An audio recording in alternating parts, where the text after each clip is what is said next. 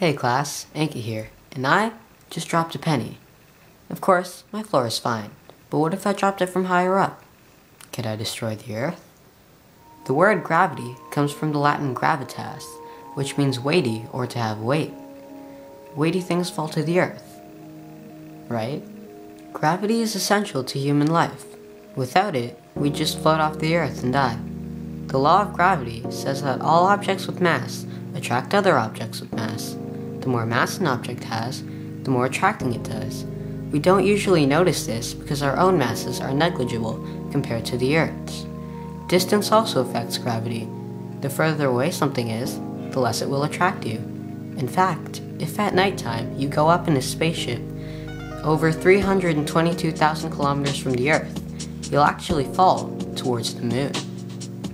The Earth has a mass of about 6 septillion kilograms.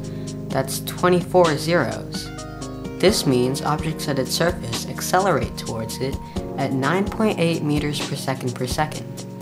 But we're forgetting something. Air resistance. Whenever an object in the Earth's atmosphere moves, it has to push aside air molecules, but these molecules take time to move. This is called air resistance. Eventually, a falling object reaches a speed where the air molecules in front of it can no longer get out of its way fast enough, and it ceases to accelerate. This is called an object's terminal velocity, from Latin terminus, meaning end, and velocitas, relating to speed. Terminal velocity, for a penny, is about 105 kilometers per hour, or 30 meters per second. This seems pretty fast, but pennies only weigh about 2 grams. The force a falling penny would exert on the ground is less than 1 Newton, less than the force of a small apple falling to the ground. So, pennies aren't exactly asteroids. But what if we drop something heavier? Back in the Cold War era, the idea of kinetic bombardment was conceptualized. The Treaty on Principles governing the activities of states in the exploration and use of outer space, including the moon and other celestial bodies, better known as the Outer Space Treaty, forbids sending weapons of mass destruction into space. This rules out all nuclear, chemical, and biological weapons. However, projectiles are perfectly legal. Project Thor, an initiative by the government of America, is working on a system proposed in 2003 that could send satellites carrying super dense tungsten rods into space. These satellites would then orbit the Earth, releasing their rods over targets when signaled.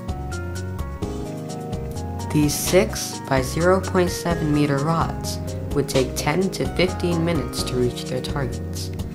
Not only would they have speed and stealth on their side, but they'd be small and almost impossible to detect or stop.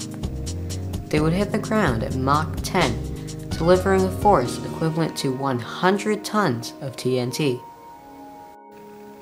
But this is way too futuristic to be happening now, right? The X-37B orbital test vehicle, a vehicle that can enter orbit in minutes, has been flying around in space for about the past year, running tests for the US military.